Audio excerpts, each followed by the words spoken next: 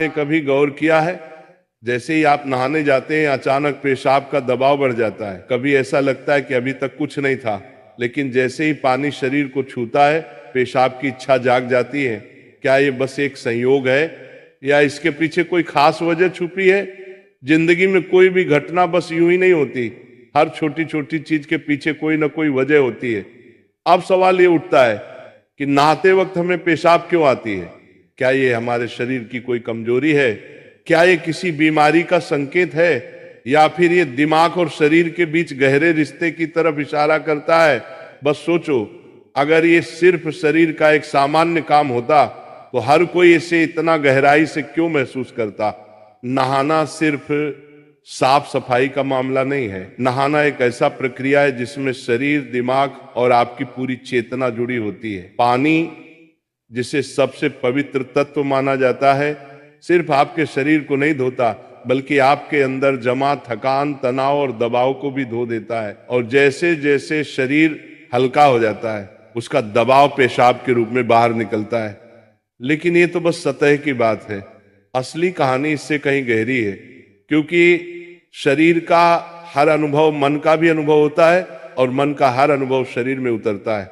तो जब आप नहाते हैं, ये सिर्फ एक जैविक प्रक्रिया नहीं है, ये आपके मन और शरीर के बीच एक बातचीत है। अब सोचो, जब पानी तुम्हारे शरीर को छूता है तो क्या होता है? तुम्हारी त्वचा के हर रोम छिद्र में हलचल मच जाती है, तंत्र का तंत्र सक्रिय हो जाता है। ठंडक या गर्म पानी का एहसास दिमाग को ये बताता है कि शरीर को कुछ छोड़ने की जरूरत है, और उसका पहला तरीका पेशाब करना होता है। लेकिन ये पूरी सच्चाई नहीं है, क्योंकि अगर ये सिर्फ ठंडे पानी का असर होता तो फिर जब हम गर्म पानी से नहाते हैं तो ये क्यों होता?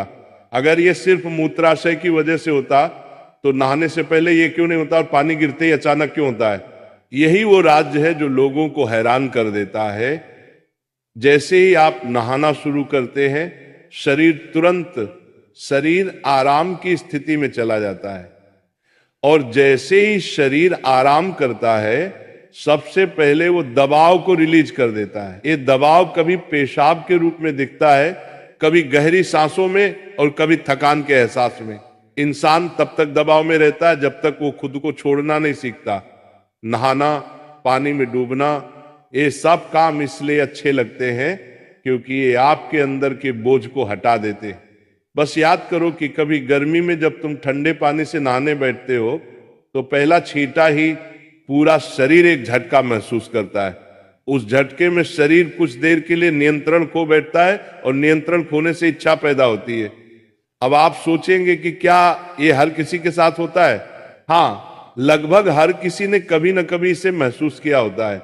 लेकिन फर्क ये है कि कुछ लोग इसे सामान्य समझकर भूल जाते हैं, और कुछ इसके पीछे छुपे राज की तलाश शुरू कर देते हैं।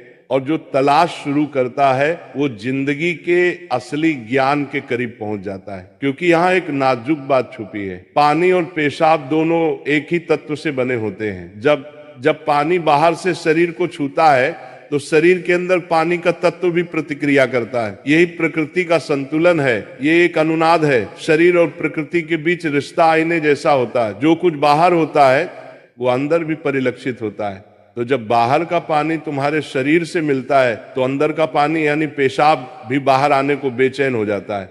लेकिन अब सवाल उठता है, क्या ये सिर्फ पानी और मूत्राशय की बात है, या इसके पीछे कुछ और भी है? क्या ये किसी कमजोरी का संकेत है? क्या ये किसी बीमारी का शुरुआती लक्षण है, या बस मन और शरीर के बीच की एक बातचीत है?